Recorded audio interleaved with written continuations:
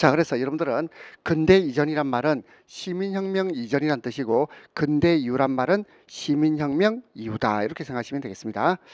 자, 먼저 정치 권력의 원천 볼까요? 자, 근대 이전에는 신의 뜻으로 이해했습니다.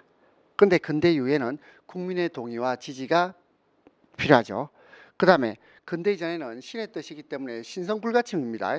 하지만 근대 이후에는 권력 상호 간에 서로 견제와 균형이 이루어져야 됩니다. 그래서 권력 분립, 그리고 저항권 사상 이런 것들이 있습니다. 자, 그 다음에 권력 이론과 관련해서 근대 이전에는 왕권은 신으로부터 받은 왕권 신수설이 주장이 되었습니다. 하지만 근대 이후에는 사회계약설이 지지를 받고 있죠. 그 다음에 근대 이전에는 이 권력이 세습됩니다. 아버지에서 아들로, 아들에서 손자로 세습되고 있죠. 하지만 근대 이후에는 민주적 선거 절차를 통해서 이루어집니다. 그 다음에 권력 행사와 관련해서 근대 이전에는 사람에 의한 통치, 인치가 강조되고 근대 이후에는 법에 의한 지배가 강조되고 있습니다. 자, 그 다음 이제 정치 권력과 폭력의 복에 대해서 보겠습니다. 정치 권력과 폭력의 공통점이 뭐죠? 강제력을 행사할 수 있다는 것이 공통점이죠.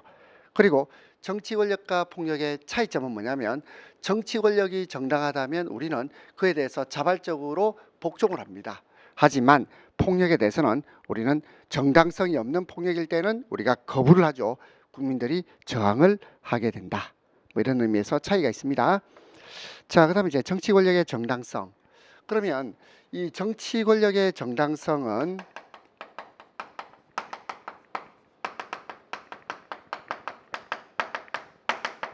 자, 결국 국민의 지지, 그다음에 동의. 자, 국민의 지지나 동의에 의해서 정치 권력의 정당성이 확보가 되죠. 그래서 이게 뭐죠? 이게 바로 민주적 선거제도입니다. 이 선거제도가 그래서 중요한 겁니다.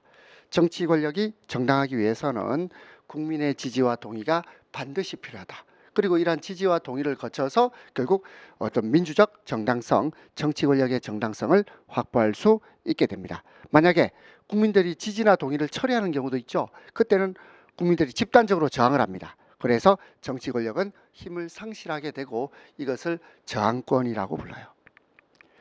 자, 그래서 우리가 그럼 실제로 이제 저항권의 예를 한번 볼까요? 자, 우리나라에서 저항권의 예 뭐가 있죠? 저항권의 예는 자, 첫 번째 1919년 3.1운동. 자, 우리 일제의 무단 통치에 대해서 저항을 한 게 3.1운동이 되겠습니다.